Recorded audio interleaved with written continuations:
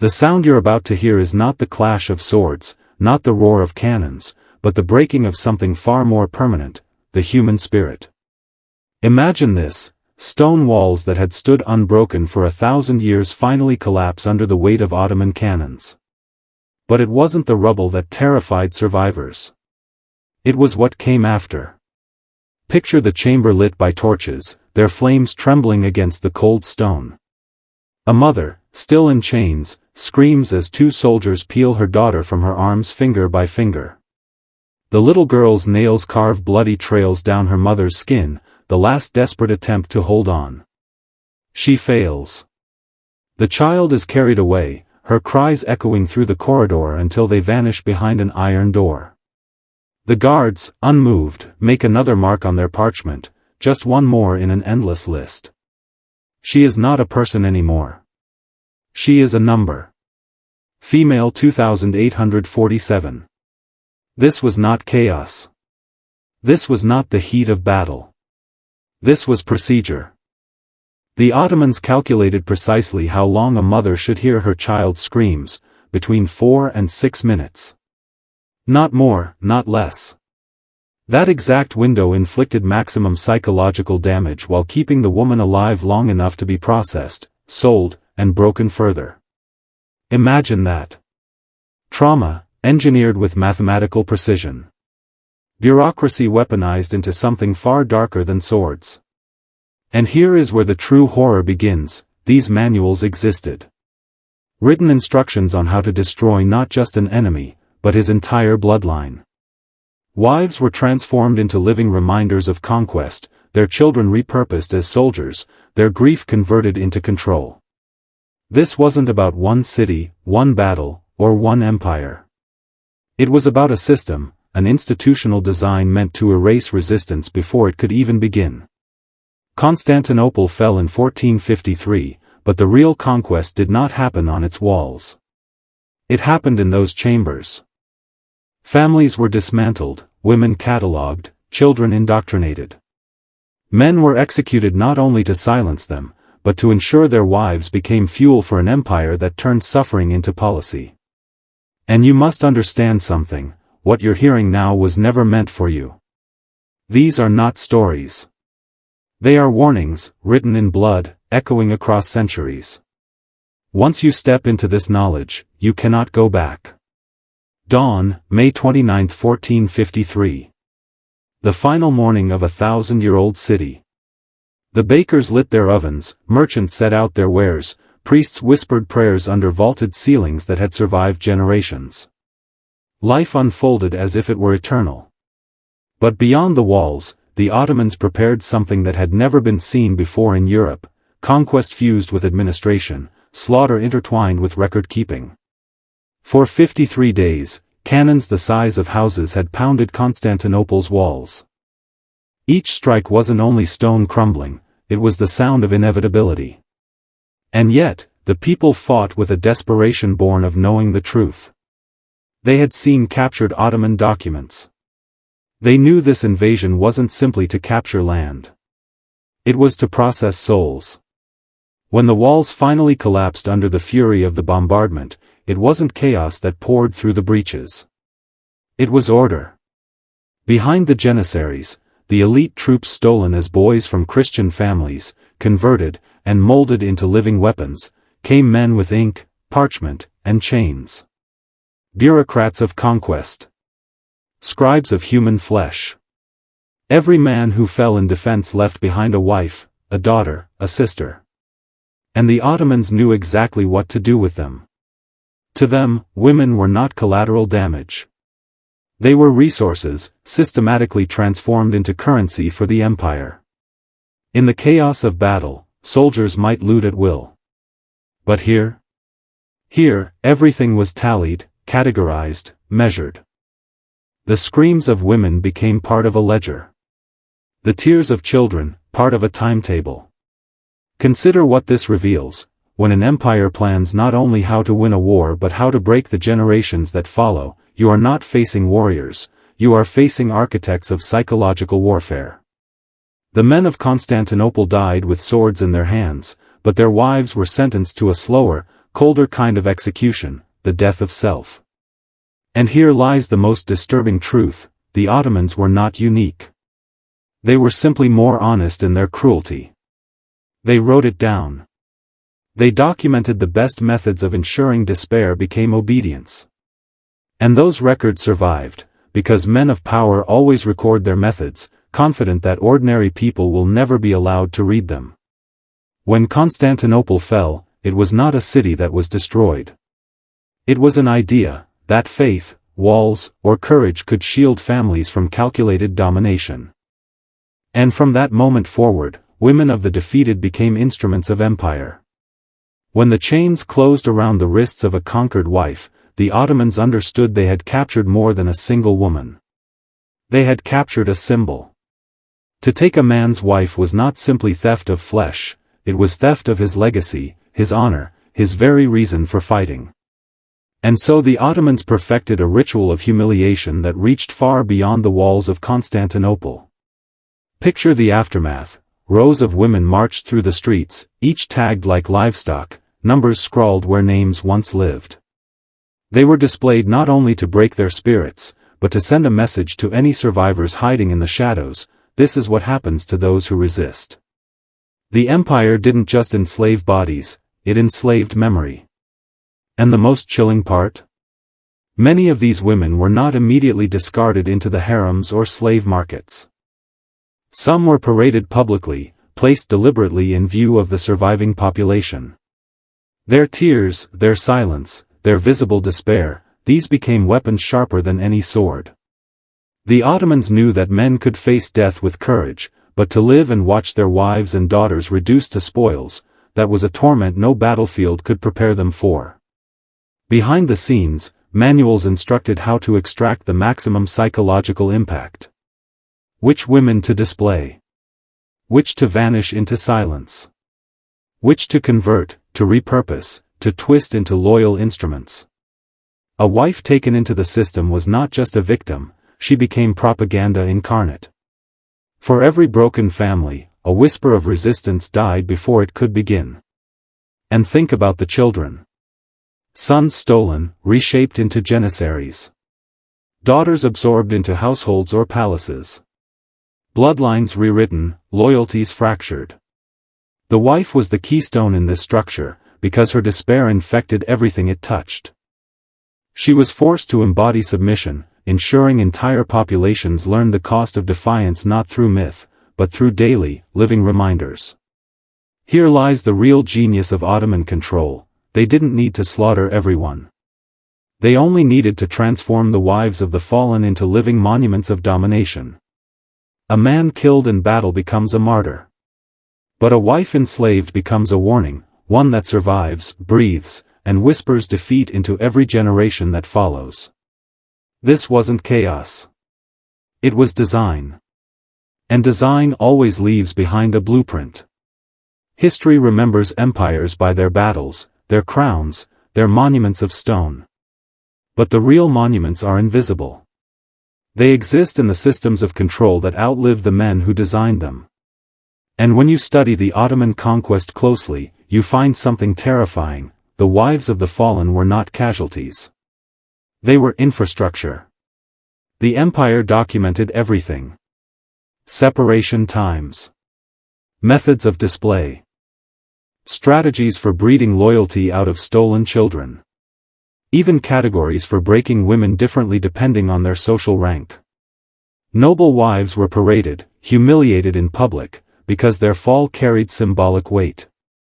Common wives were absorbed quietly, their despair hidden but no less corrosive. Each category had a purpose. Nothing was random. And here's the truth no one wants to confront: this method was too effective to die with the Ottomans. Bureaucracies of domination are contagious. Once a system proves its power, other rulers adapt it. You see the same blueprint across history: the Romans displaying conquered queens in chains, the Mongols forcing noble wives into their bloodlines, modern regimes separating families as an act of policy rather than accident. Always the same principle: break the woman, and you break the continuity of resistance. The Ottomans codified this into a machine. And the machine had two gears, fear and assimilation. Fear, by showing the wives of the conquered stripped of identity, transformed into objects. Assimilation, by turning children into janissaries, living weapons aimed back at their own bloodlines. This wasn't just slavery. It was engineering. And it worked. Now pause for a moment and ask yourself, why is this knowledge absent from the stories we're told? Why do schoolbooks reduce centuries of domination to names, dates, and cultural exchange, while omitting the manuals of trauma written in plain ink? Because the system is not dead. It survives in quieter forms. Family separation. Psychological warfare. Institutions that reprogram children away from the values of their fathers. Once you see the pattern, you cannot unsee it. Empires fall, flags change, borders shift, but the machinery remains. It is always the wives who carry the heaviest chains, visible or invisible. It is always the children who are reshaped into tools. And it is always the men, told too late, who realize the battlefield was never the walls outside their city, it was the silence inside their homes. And that realization changes you. Forever. By now, you've seen enough to realize this is not just history, it's revelation. You've walked through chambers where wives were catalogued like cattle. You've witnessed how empires weaponized despair, turning love itself into a chain. And here is the truth that burns deepest, you are not simply hearing about the past. You are staring into the blueprint of control that surrounds you even now. Think carefully. What do you believe happens to a society when men are cut down, and the women of those men are broken, redefined, and paraded as trophies? The answer is simple. The bloodline forgets itself. The children grow up with no memory of who they were meant to be. And that is the greatest victory any empire can claim, not the burning of cities, not the looting of treasure, but the rewriting of identity itself. You, right now, are standing at the edge of that revelation. And this is where I ask you to take a step most men will never take. If you want this knowledge to burn into your identity, if you want to mark the moment you stopped being blind and started seeing the machinery behind history, you must write one phrase into the comments, not once, but twice. The phrase is simple, I will not be broken. Type it twice. Seal it as your mark, not for me, not for the algorithm, but for yourself. Men of power throughout history carved their oaths into stone, into blades, into flesh. You carve yours here. Declare that you will not be processed, catalogued, or broken like the wives of Constantinople. Declare that the chain stops with you. Because here is the forbidden truth, once you witness how identity is stolen, you cannot allow yours to be taken lightly. The Ottomans wrote manuals on how to fracture souls. Your oath in this moment is a manual of resistance. A signal that you've crossed a threshold most men never even approach. So type it, I will not be broken. I will not be broken. And when you see others declaring it, know you are not alone in this awakening. This is the midpoint. From here, the descent only deepens. You've seen the method. Now you must understand the consequence. The conquest of a city ends in days. The conquest of a people takes centuries. What the Ottomans did to the wives of their enemies wasn't just cruelty, it was seed planting. Each broken woman, each stolen child, each erased bloodline became a living scar carved into the memory of nations. And scars do not fade. They shape everything that grows after. Think of the children first. A boy torn from his mother's arms, raised as a janissary, taught to kill the people he was born from. He grows into a weapon with no past, no father, no loyalty beyond the empire that reprogrammed him. Generations of men fought their own brothers without even knowing it. That is what happens when bloodlines are rewritten from the inside. Now think of the women left alive but emptied of hope. They carried despair like a disease, and that despair infected communities more effectively than any army. A conquered wife wasn't just enslaved, she was transformed into a message, your protectors failed, your gods are silent, your children are no longer yours. Even when her chains were hidden behind palace walls or private households, her silence spoke louder than any proclamation. This is why the Ottomans did not simply burn everything to the ground. They understood something deeper. Fire destroys quickly, but despair destroys permanently. A city rebuilt after fire may rise stronger. A people rebuilt after despair rarely rises at all. And here lies the most sinister truth: these women became the foundation of imperial power. They cooked, they birthed, they served, and in their service, they carried the weight of a broken legacy. The conquerors didn't just own their bodies, they owned their futures. And through those futures, they owned entire nations. You've been told history is about kings, sultans, emperors. But it's not. The true story of power lies in the shadows of broken wives and stolen children, the human machinery that keeps empires alive long after the battles are over. That machinery is invisible to those who refuse to look. But once you see it, you understand why some nations rise and others never recover. And now, you must ask yourself, how many scars does your own civilization carry? How many of its wounds were planted generations ago, disguised as victories, hidden in silence? Because silence is never empty. It is a weapon. You've followed the trail through shattered walls, broken wives, stolen children, and bureaucracies of despair. And now, you must face the truth no one dares to speak aloud: the system never ended. What the Ottomans perfected was not buried with their empire. It survived. It adapted. It wears new masks, speaks new languages, and hides behind institutions you are told to trust. Think about it. Family separation, the reprogramming of children, the breaking of women as a warning to men, these are not relics of a medieval battlefield. They are policies, repeated in different forms across continents and centuries. When rulers fear rebellion, they don't only kill men. They dismantle the family. They fracture identity. They ensure the wives and children of the fallen become instruments of obedience. Look closely at your own world. How many systems exist right now that decide what your children learn, what they believe, even what they value? How many institutions dictate what a family is allowed to be, what roles a mother or father may play, what truths are permitted to be remembered? You think conquest ended with gunpowder and cannons. It did not. The battlefield simply shifted from walls of stone to walls of the mind. This is the forbidden continuity. The manuals of domination are still open. Only now, they don't call it conquest. They call it policy. They don't call it enslavement. They call it reform. They don't call it breaking women, they call it progress.